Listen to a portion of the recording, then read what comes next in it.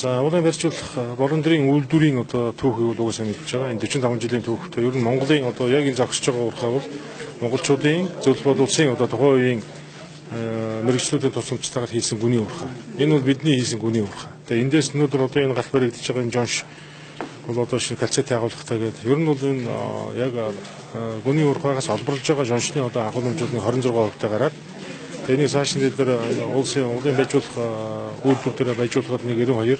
За ер нь 95B гэдэг стандарт руу төхөөлж одоо хийж гаргаж байгаа. Тэгээ энэ 95B гэдэг нь ер нь хуучин зөвлөл бол улсын стандарт. Ер нь бид цаашдаа дэлхийн зах зээлд өрсөлдөж ивэл 97% одоо агуулгатай калцет одоо тэр босод одоо зүйлүүд нь байхгүй ийм тэр одоо өрсөлдөх чадвартай жоншийг одоо гаргаж авч иж энэ Монгол улсыг одоо жоншны салбараар бас дэлхийд өрсөлдөнө гэж үзэж байгаа.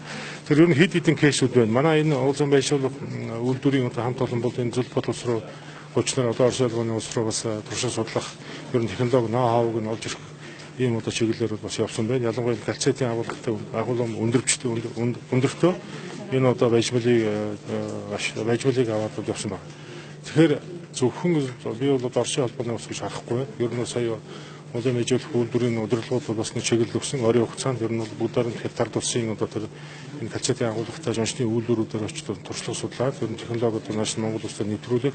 За дэлхийд дээр бол хамгийн том одоо жоншны орд бол Мексикт байгаа. Мексикийн одоо том жоншны орд бол ер нь бараг нөөцөөрөө дэлхийд бараг 1000 жил одоо жоншоор хангах ийм том одоо агуулгатай том жоншны одоо нөөцийн бол орд бол Мексикт байдаг. Тэгээ энэ одоо үйлдвэрийн бас технологиг судлах тийшээ очиж үзэх.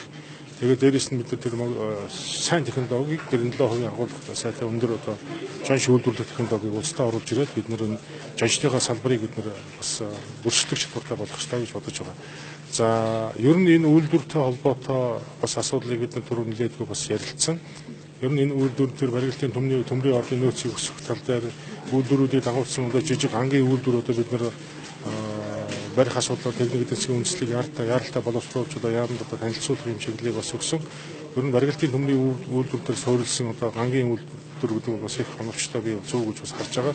Гэхдээ нөөцийг бид 16 сая тонн одоо төмрийн үйлдвэр төр суурилсан үйлдвэр гэдэг нь өөрөө бас сонсогдох талаас нь тэр техник үйлдвэрлэлийн талаас нь бас нэг тийм тааруу ер нь бол тийм стандартанд хүрч чадахгүй. Энийг бид цааш нь өшөө нөөцөө хэсгээд одоо тэр 50 70 сая тонн руу 100 сая тонн руу хөргөжж ер нь цаашдаа үйлдвэрийн одоо хүчин чадал насжилтын уртасгах ийм одоо ажлуудыг хийж хэрэгжүүлэх хэрэгтэй гэдэг чиглэл өгсөн байна.